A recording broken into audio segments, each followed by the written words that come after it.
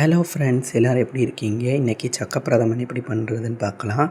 3 பால் எடுத்து வச்சுருக்கேன். அடுத்து சக்கையை நல்லா குட்டி குட்டியாக நறுக்கி வச்சுருக்கேன். அடுத்து சர்க்கரை பாகு, தேங்காய் கொத்து, கிறிஸ்மஸ் பழம், நெய். அண்டிப்பருப்பு இல்லை, அதனால் அண்டிப்பருப்பு போடலை. உங்கள்கிட்ட அண்டிப்பருப்பு இருந்தால் போட்டுக்கோங்க. இன்றைக்கி கரண்ட் அடுப்பில் தான் வைக்கேன். ஸ்டவ் ஆன் பண்ணியாச்சு. உருளியை வச்சுட்டு நெய் ஊற்றிட்டேன். நெய் சூடான உடனே சக்கையை போட்டு நல்லா இளக்கி கொடுக்கணும். நல்லா சக்கை ஓரளவுக்கு நல்லா இளக்கி வந்தால் போதும். கறியை விட்டுறக்கூடாது, நல்லா இளக்கி கொடுக்கணும். எனக்கு ரொம்ப சக்கை பிரதமன் பிடிக்கும், ஆனால் பயங்கர ஸ்வீட்டு இந்த சக்கை. அதனால் சர்க்கரை பாகு நான் கொஞ்சம் தான் எடுத்திருக்கேன். ஒரு சின்ன சர்க்கரை தான் எடுத்து அதை பாகாட்டு வச்சுருக்கேன். இனி இதில் சர்க்கரை பாகு ஊற்றிட வேண்டியதுதான். இந்த அளவுக்கு சக்கை வதங்கினா போதும். இனி நம்ம ஒரு ஜல்லடை வச்சு ஜல்லடைக்கு மேலே சர்க்கரை பாகு ஊற்றிடலாம். சர்க்கரை பாகு ஊற்றிட்டு நல்லா இனி திரும்படியும் அடி பிடிக்காமல் இளக்கி கொடுக்கணும். இனி அடுத்து கொதி வரட்டும்.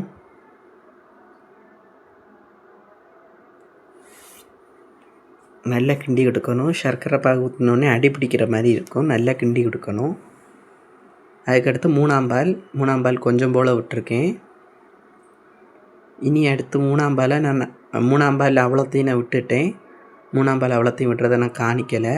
கொஞ்சம் போல் விட்டேன். இப்போ அவங்களோட மூணாம் பாலையும் விட்டாச்சு. நீ மூணாம் பால் விட்டு நல்லா கொதிக்கட்டு.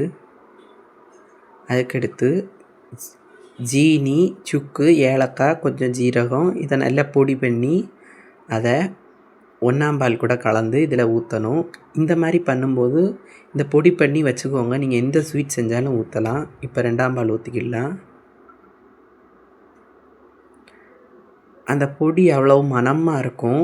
அந்த சுக்கு, ஜீனி, ஏலக்காய், ஜீரகம் இதை நல்லா பொடி பண்ணி பவுடராக்கி வச்சுக்கிடணும். நல்லா டேஸ்ட்டாக இருக்கும்.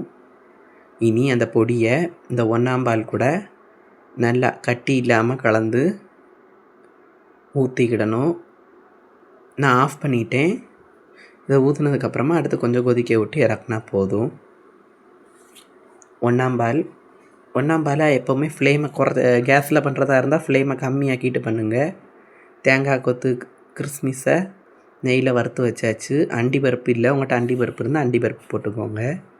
இனி 1ஆம் பால் போட்டுட்டு ரொம்ப கொதிக்க விடக்கூடாது. 1ஆம் பால் போட்டு கேஸ்னால் சிம்மில் வைங்க. இனி 1ஆம் பால் ஊற்றியாச்சு. சும்மா 2 கொதி வந்ததும் அடுப்பை ஆஃப் பண்ணிடலாம். இப்போ தேங்காய் கொத்து இதெல்லாம் போட்டுக்கிடுறேன்.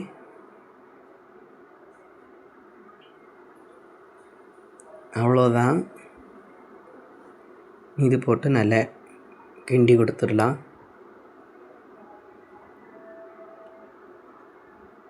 அவ்வளோதான், நம்ம சக்கை பிரதமன் சூப்பராக ரெடி ஆகிட்டு. வாங்க சாப்பிட சக்கை பிரதமன். இதுபோல் நீங்களும் வீட்டில் செஞ்சு பாருங்கள். பாய்.